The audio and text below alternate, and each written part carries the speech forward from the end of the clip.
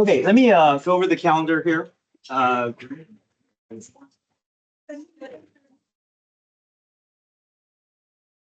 So this guys, this unit, we're just going to be doing a quiz over this unit. So we've pretty much covered all the main major topics. It's just what's left are mainly just derivative rules. So we're going back and applying these additional rules that for the remainder of the semester. So they involve logs, exponentials, and trig derivatives. Right, so we're going to be learning about log derivatives, exponential derivatives. They're going to be inverse functions of each other. So their derivatives also kind of reflect that a little bit. And then tomorrow we're going to explore that relationship between a function and its inverse, as well as their derivative or their slope relationship with each other. And we'll start our quiz review Friday, but we won't have our quiz until next Friday. So we should have a lot of time to practice with these concepts. There's not a whole lot, but it's just getting used to the way these, just getting used to these derivatives, finding these derivatives. So we'll have a quiz next Friday, and that'll be the only thing that we're going to do for this unit. We're going to begin our final unit, which is our trig unit, the week or week after next. And with trig, with trig unit, we are going to split up into a quiz and a test. So we'll have a quiz before Thanksgiving break, and then we'll work towards a test after Thanksgiving break. And that should end our semester. So we have 2 quizzes and 1 test remaining for this unit, for this semester.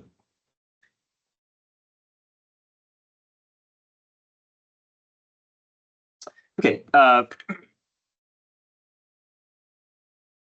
So I want you to spend a minute here to copy down these notes that I have.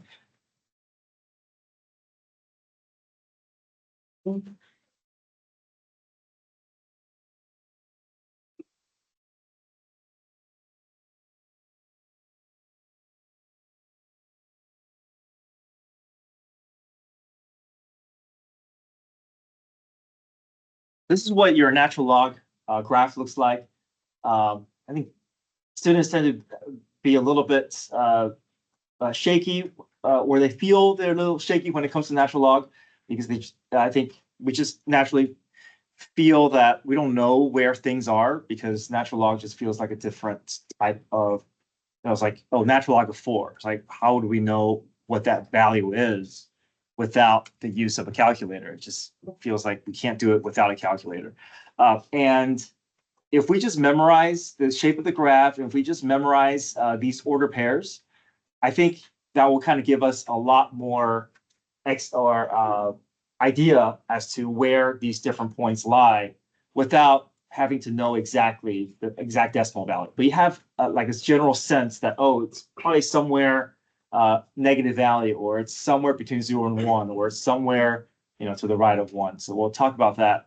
But I think it really helps to just memorize, even though it just feels like there's not a whole lot. Like, we really can gather a lot about natural log values without calculators, just by knowing these couple of order pairs.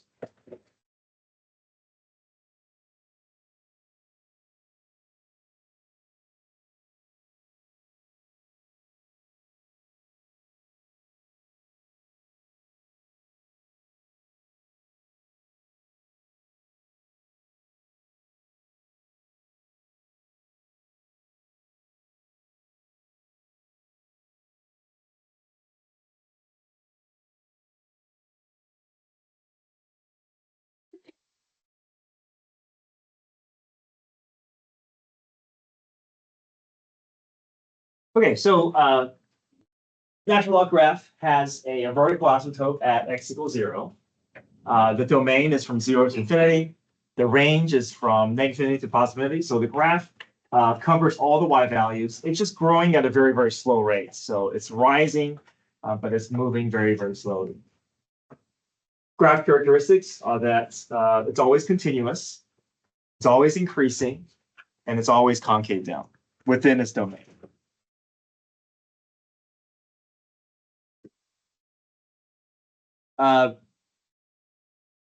So we just know a couple of information about the natural log graph, such as the fact that there's a vertical asymptote at x equals 0.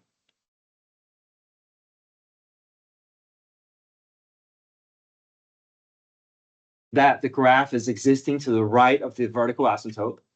Doesn't exist to the left of the, doesn't exist in the negative region here. There's an order pair of 1, 0. There's an order pair of e comma 1. So e is around 2.7. It's a irrational number like pi, but it just shows up a lot in mathematics. And we use natural log and exponential base e because it has a lot of nice properties that allows for these derivatives to come out very cleanly. So we're going to see some nice relationships a little bit later, but so that's why we kind of think of base e as kind of like the parent base, and then other bases are kind of built off of this base e.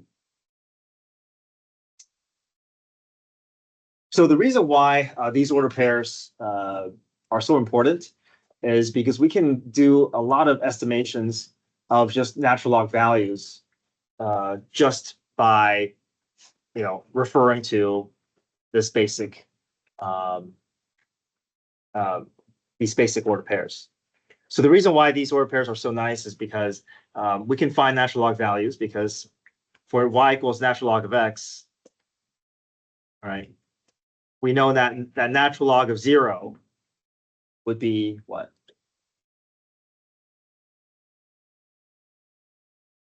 Is there a y value for natural log of 0? Or does the graph exist at 0?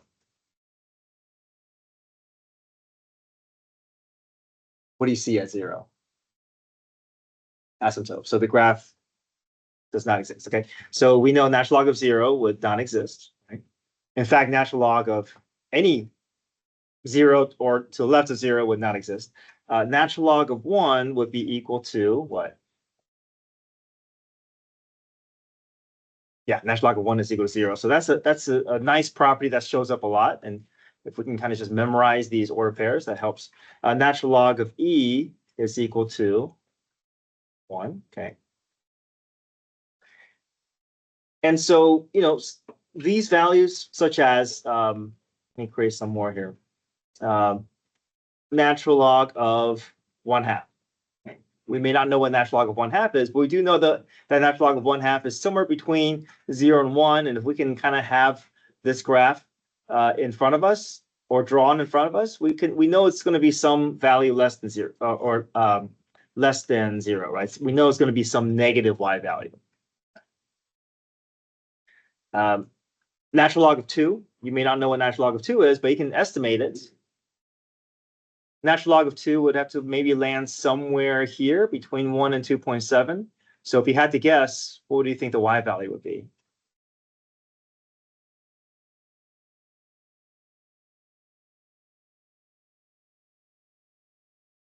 Right, natural log of 2 would land probably somewhere around here. What would you estimate that y value to be? Yeah, less than 1, but greater than 0. So like maybe 0.5, 0.6.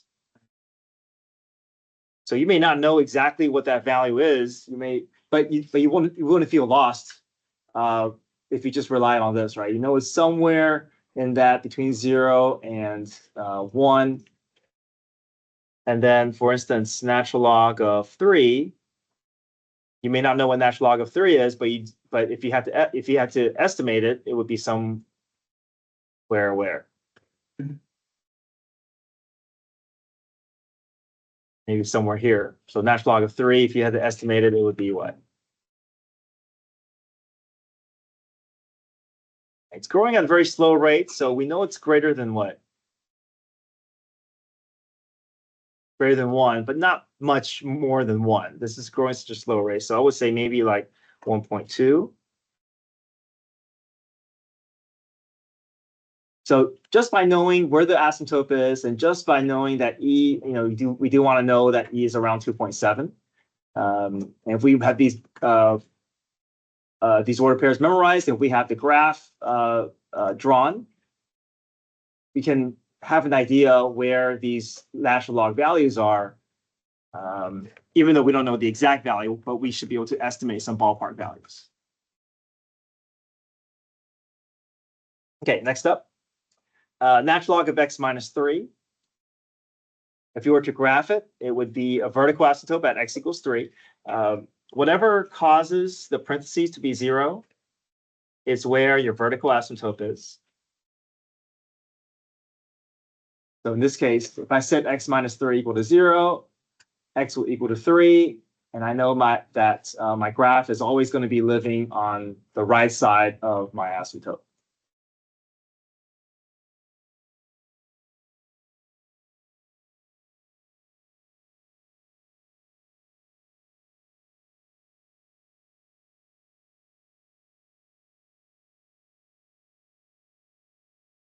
Next up, if I had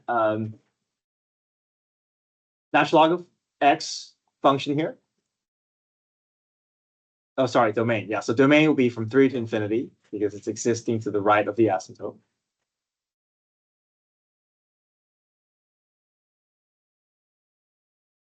Here are some limit properties. simply found by looking at the graph. If we're approaching 0 from the right side of 0, that means I'm starting to the right side of 0 and headed towards 0. The y value is clearly headed towards negative infinity. If I'm approaching 0 from the left side of 0, well, the graph doesn't even exist to the left side of 0, so there's nothing for me to follow. So that doesn't exist. The full limit as x approaches 0 does not exist either because, first off, there's nothing on the left side. In order for a limit to exist, the graph has to approach the same y value from both sides. And the one side where the graph does exist, it's not even approaching a real number. So there's no chance for the true limit to exist. And the limit as x approaches positive infinity, that just means where's the graph headed as we move to the right. If we move to the right, the y value is headed toward positive infinity. It's creeping up very slowly, but it's moving up without bound to positive infinity.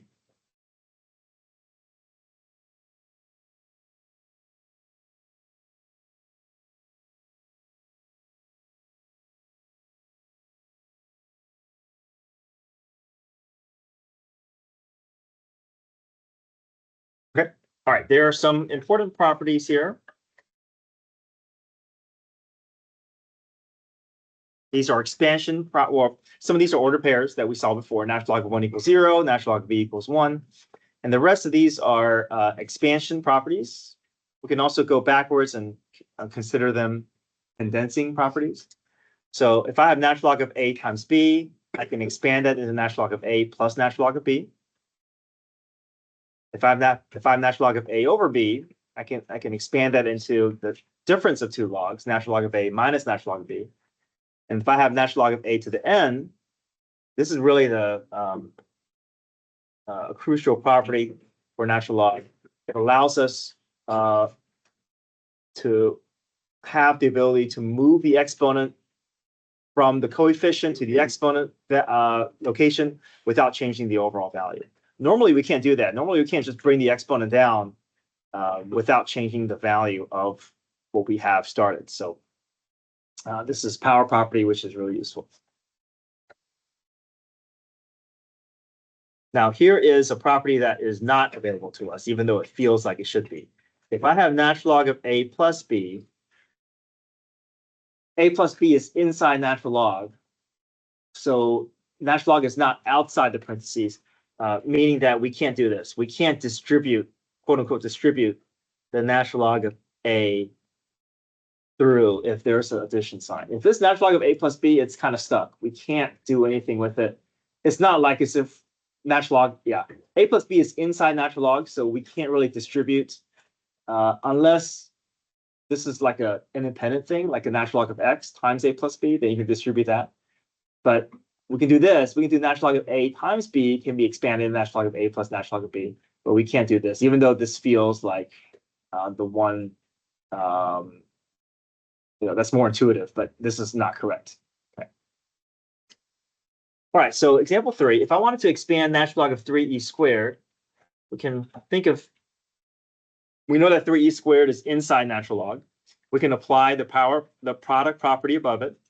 3 is our a value, e squared is our b value. So we can continue expanding, and we can say natural log of 3 plus natural log of e squared. And the purpose of expanding is it allows us down the line to separate complex problems into smaller individual problems in the hope that our derivative step will be easier. So that's really the purpose here, that when we expand, it allows us an easier time when it comes to derivatives. Next up, we can keep going, actually. Natural log of e squared, we can continue expanding. What can we do with this 2 here? We can bring it in front because we're using a different property here. This is power properties. That 2 can easily come down in front. This is not derivative here. All this is a property, meaning that if I bring that 2 down, I'm not doing anything to this. I'm keeping the same value. I'm just putting it in a different form.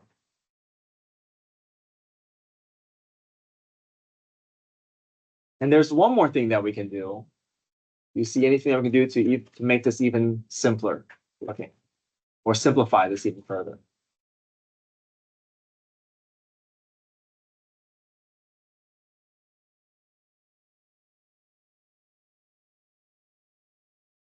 Has to do with this natural log of b.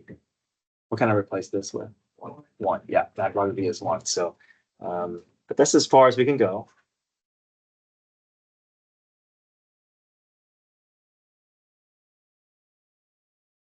Okay. And natural log of 3 is just some decimal value.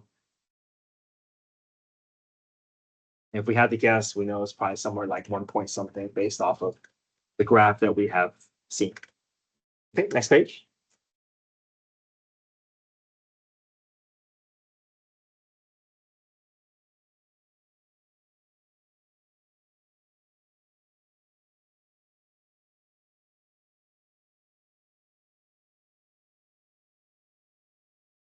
We can also go the other direction, which is condensing. So condensing is where we're starting on the right side of these properties and trying to move left. We're trying to take all these individual smaller natural log terms and try to compress it into one log expression.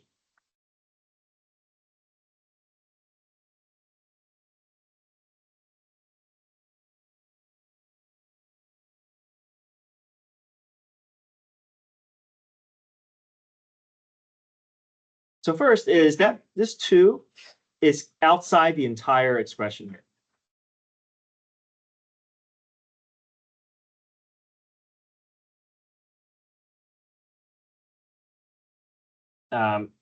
So before I do this problem here, I think it's helpful just to kind of see it from a big picture perspective. Let's say I had natural log of A plus natural log of B minus natural log of C plus natural log of D minus natural log of E.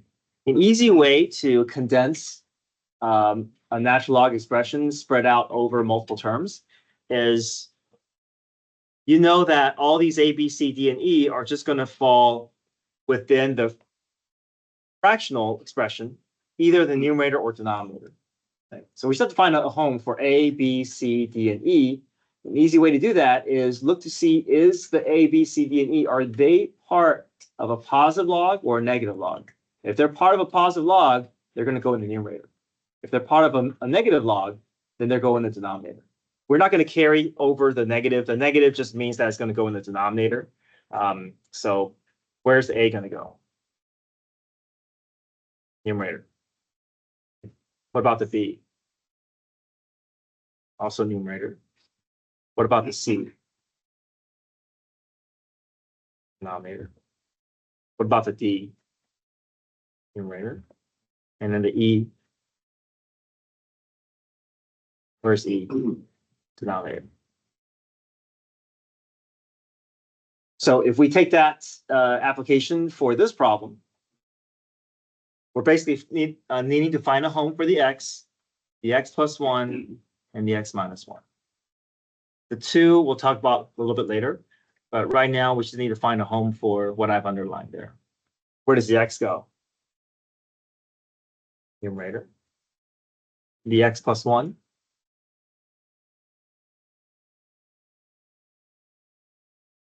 What do you think? Denominator. Okay. What about the x minus 1? Also denominator. We don't worry about what happens to the negative. The negative just pushes it to the denominator. So we just have to worry about putting the A, B, C, D, and E in the numerator or denominator. And finally, what to do with that 2? Where do you think we can put this 2 in the problem if we want to condense it? Any coefficient we can put where?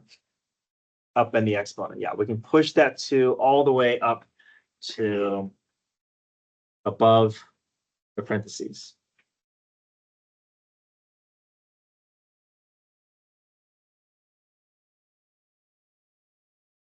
So there's my condensed version.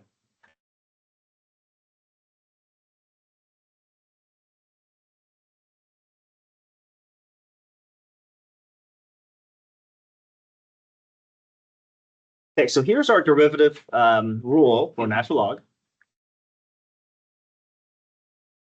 The derivative for natural log of u is simply u prime over u. When we find the derivative of natural log expression, the natural log notation goes away. It is simply the derivative of what's inside the natural log divided by the original expression. So if I have y equals natural log of x, y prime would be equal to what? Okay. So x would represent the u value. What's the derivative of x? 1 over, what's the original u value? Just what? Just x. Yeah. So my derivative is just 1 over x.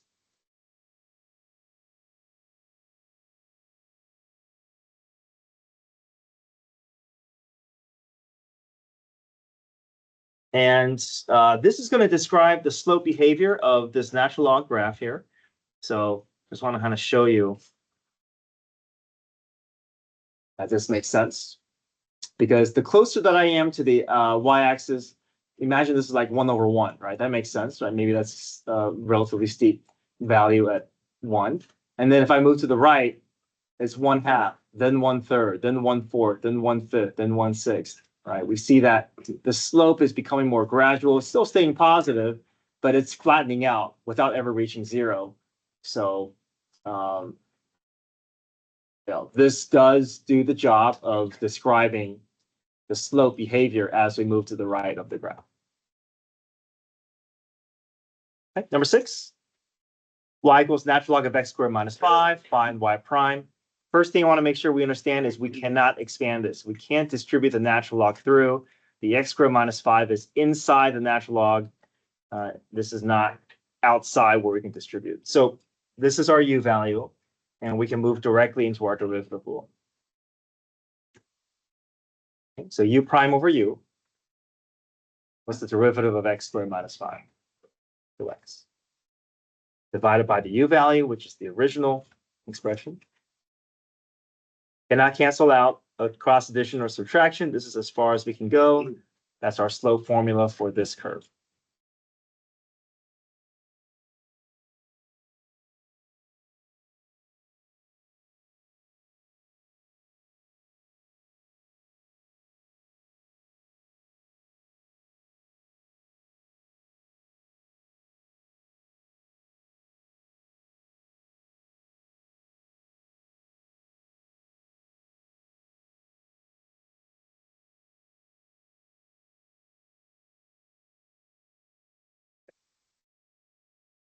So example 7, this is really where these properties that we learned on the previous page can come in really handy. Because if I have natural log of this, this is a u value. We could think of this as the u value. But imagine having to find the derivative of this whole mess. We'll have to go through quotient and chain. And the nice thing about the natural log expression is we can split this up into easier, smaller problems. And then we can, once we split them up into individual problems, then the derivative should technically be easier than handling a derivative at this stage. So we always want to try to simplify logs before taking the derivative. It's not always that we can do it, but if we see something multiplied and divided in one condensed expression, then typically that's a sign that we want to take advantage of these log properties. So one property that I see is this natural log of a over b. If I have a natural log of numerator over denominator, I can expand that into natural log of a minus natural log of b. So we're in the condensing stage, expanding stage. We're not going to do the derivative portion just yet. So the numerator is my a value, the denominator is my b value. I'm able to now split them into individual smaller problems. So natural log of x squared minus natural log of the square root of 2x cubed. Okay. We can continue condensing. How can I rewrite this radical?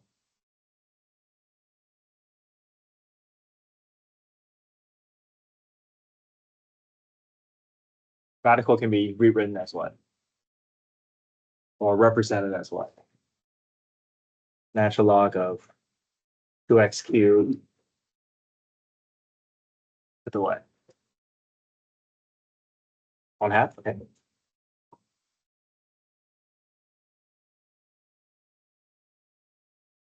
So we can actually continue expanding this out because where can we put these exponents?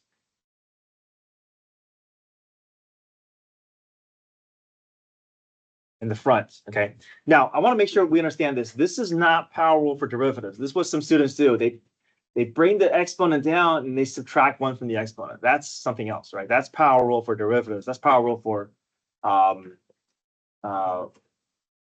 that's power rule for polynomials, and that's not the same. Even though the process feels the same, we're bringing these exponents down as a way of expanding. We're not changing the value. We're not doing any derivative process. We're doing this so that our derivative can be easier. But I see some students do this where they start bringing the exponent down and they treat it like a power rule, and they do 2 natural log of x to the first power, and they bring the 1/2 down and subtract 1 from the exponent. Okay, we're just bringing it down so that our derivative, or u prime over u, can feel easier to work with, so that we can avoid these messier chain rules if our u value can be nice and clean. Okay. So all throughout this process, we haven't changed this problem. It's still essentially the same as what we started with, but derivative-wise, it's a lot easier to apply this rule when there's not a whole lot of messiness within that u prime expression. Okay, so now we can apply our derivative rule. And the rule that we're going to be applying is the derivative of natural log of u is u prime over u. That's the rule that we're applying for each of these terms. So what do you think 2 natural log of x is going to turn into if we wanted to apply this rule? Does anything happen with the 2? Stays, right? So 2 stays, the coefficient. Natural log of x becomes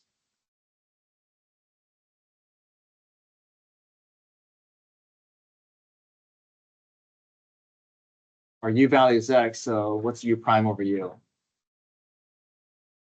2 times what?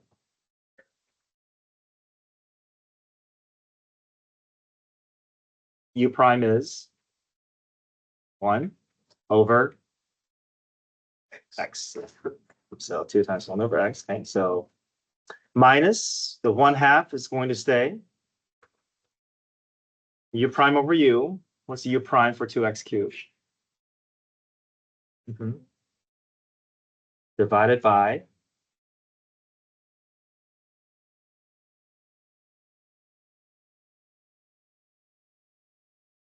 x cubed. Yeah. So we're basically at the derivative level. Now we've changed it. We've turned it into a slope formula of this function. But all throughout this first column here, we're still at the function level. It wasn't until this that we turned it into a slope formula. Now we're just doing some cleanup. I'm not going to require you to do common denominators, but we're just going to kind of relatively simplify as much as we can. So the 6 over 4 can be reduced to the 3 over 2, and I can cancel out one of the x's. So I can make this 3 over 2x. That's our slope formula.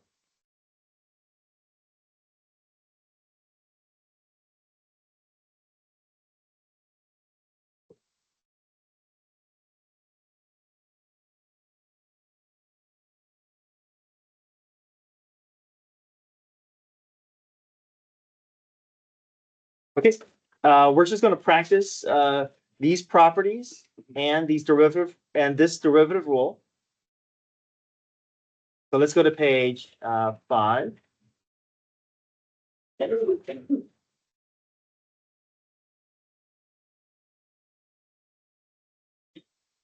I'll try to work through page 5 with you as much as we can, and then whatever we don't finish will be homework between page 5 and 6.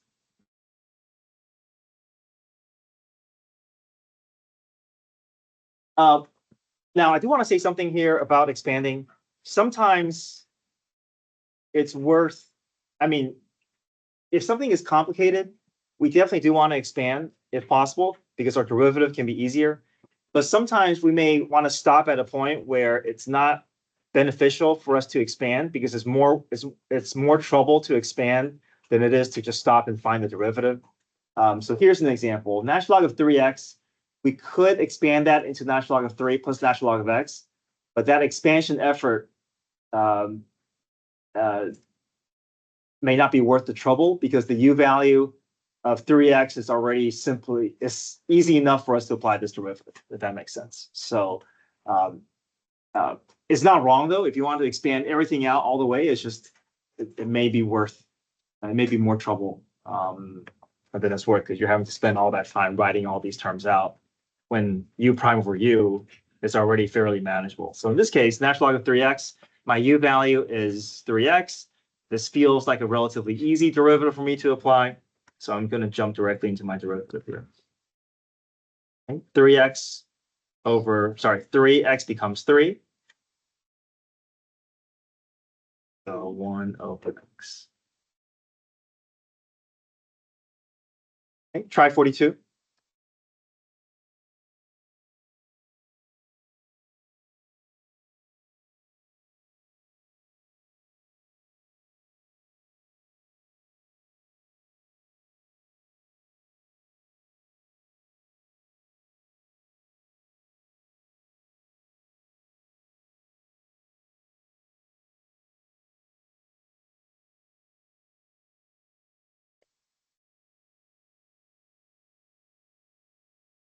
Okay, u prime over u.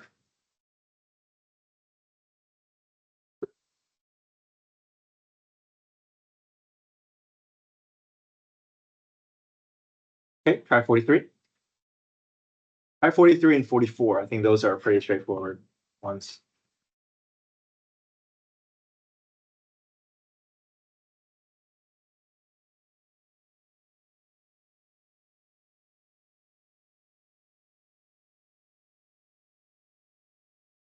So 43 is an example where you could expand. It's fine if you want to bring that 2 down, but x squared is not hard enough, or it's manageable enough where we can jump into the derivative rule and be okay. So it looks like 43 is one of those problems that you can expand first, then find the derivative, or you can jump to the derivative, and either way is probably relatively the same number of steps. I can do a little cleanup here if I wanted to. But if you want to expand first, it would look like 2 natural log of x, and then you find the derivative and you'll get the same thing, 2 times 1 over x, which is 2 over x. Let's try 44.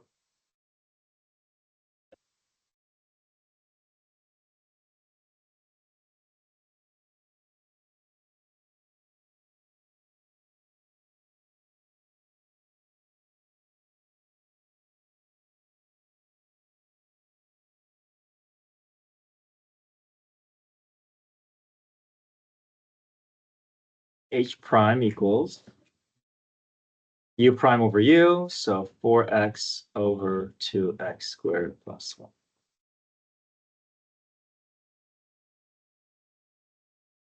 Just going to point out some common mistakes as we go through this. Some students feel like the natural log has to be part of their answer, so they do natural log of 4x over x 2x squared plus 1. So keep reminding ourselves that our rule for natural log of u is just u prime over u. It's not natural log of u prime over u. The natural log notation just drops out. It's just the expression within the natural log that stays.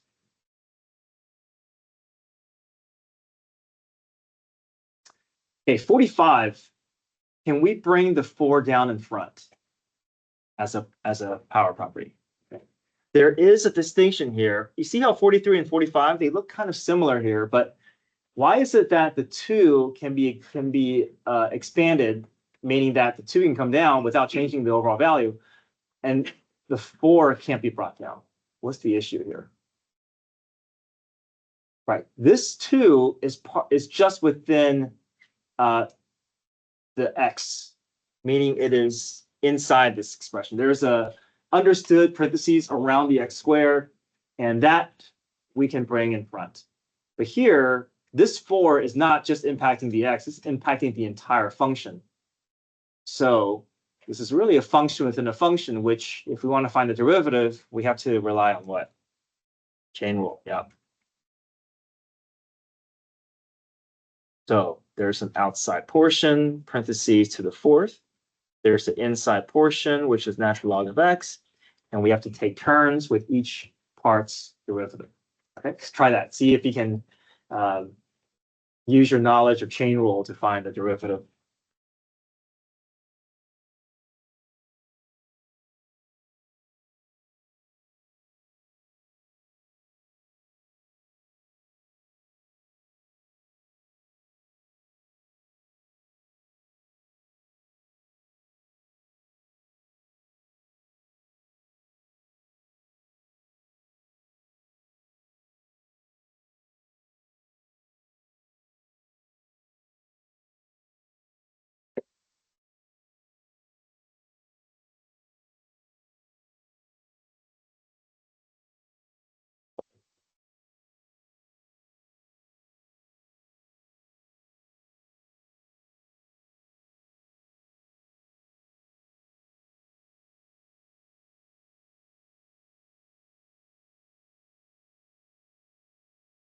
Okay, so outsize derivative, parentheses to the fourth becomes 4 parentheses cubed. Keep the inside portion intact. Times the inside derivative, natural log of x becomes 1 over x.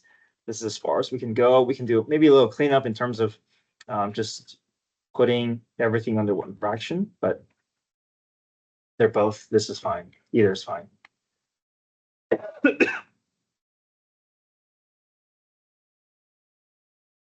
All right, 46. We want to find the derivative of x squared natural log of x. What process do you see here?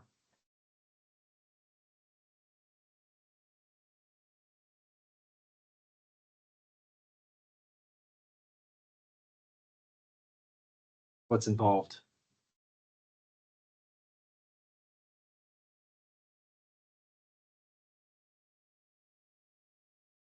X squared, natural log of x. These are independent. They're outside of each other. These are being what? What do you think? What rule? Product rule, right? This is x squared. This is natural log of x. These are out. These are different expressions being multiplied with each other. They're not inside each other. This is more than one function. So we got to go through product rule.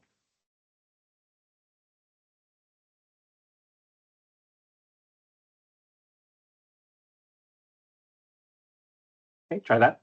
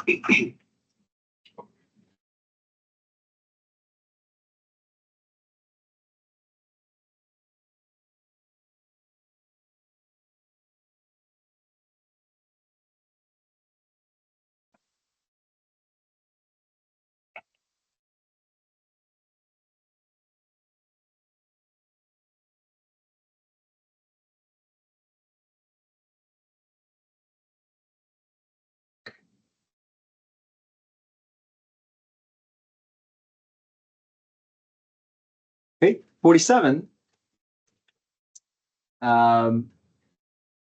We could jump into u prime over u, but anytime we can take advantage of log properties, we want to do that. So what can we do first so that our derivative can be a little bit easier to work with?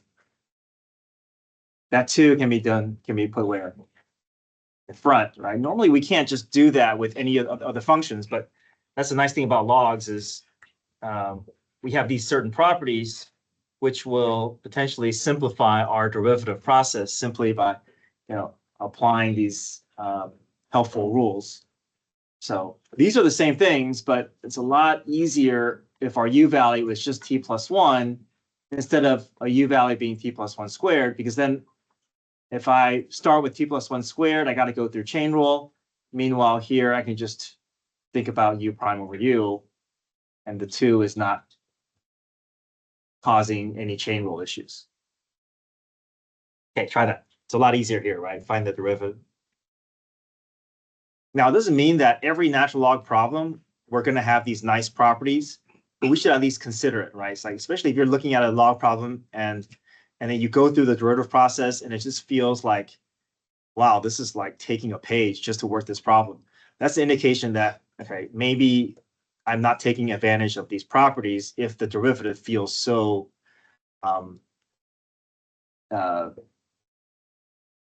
if it feels like there's so many steps involved. Okay, so in two states, u prime over u, 1 over t plus 1. I can clean this up.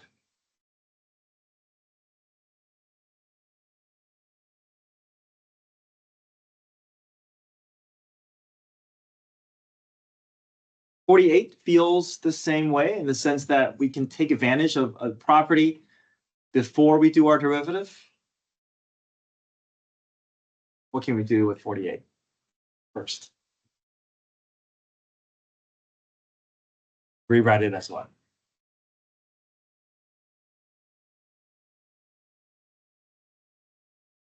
Radical as what?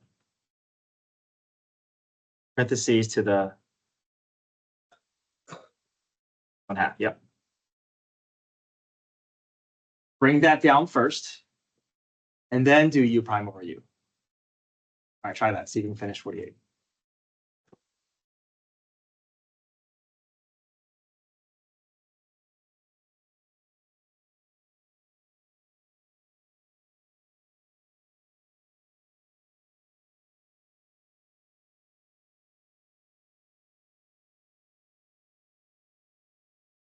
And again, we have to go into u prime over u. We cannot distribute that natural log through, not when there's a subtraction or addition in between. Okay? This is stuck. We can't distribute this.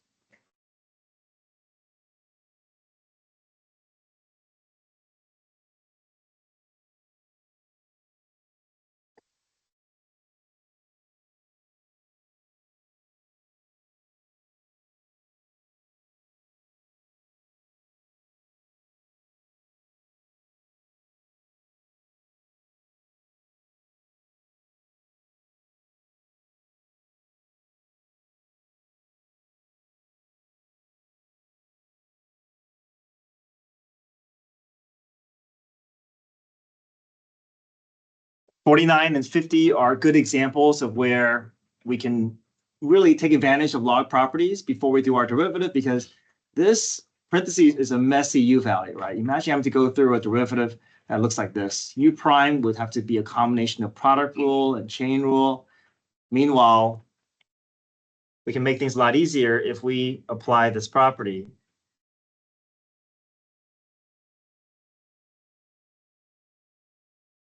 We basically can take this, split up into two smaller problems, and then continue with expansion properties within each problem. And when we get it all nicely set up, the derivative should feel easy, because we've taken the time to fully apply these expansion properties in the hopes that the derivative will be a lot more manageable.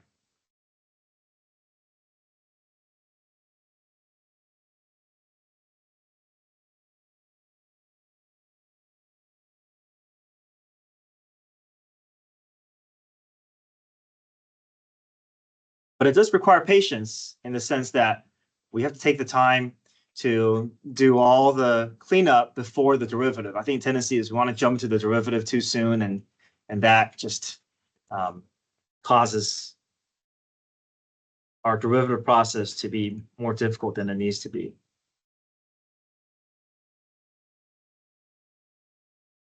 Still in the cleanup stage, right? We could do the derivative here at this stage, but it'd be a lot nicer if that 1/2 isn't causing issues with chain rule, right? If I just bring that down, as part of my expansion procedure,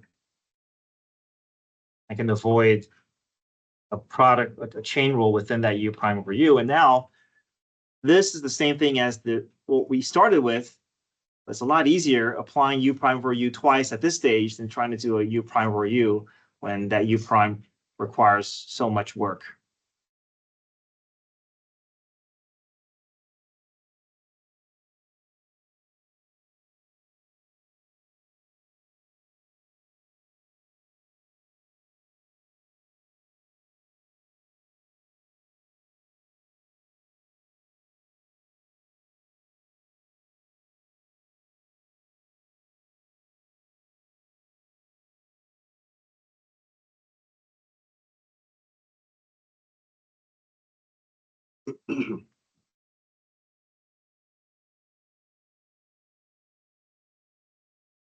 Okay, your homework is page 5 and 6. I'll send out a reminder this afternoon. I'll also send out a link to the new current unit page, and you can find a key to check your answers. All right, come get your phones.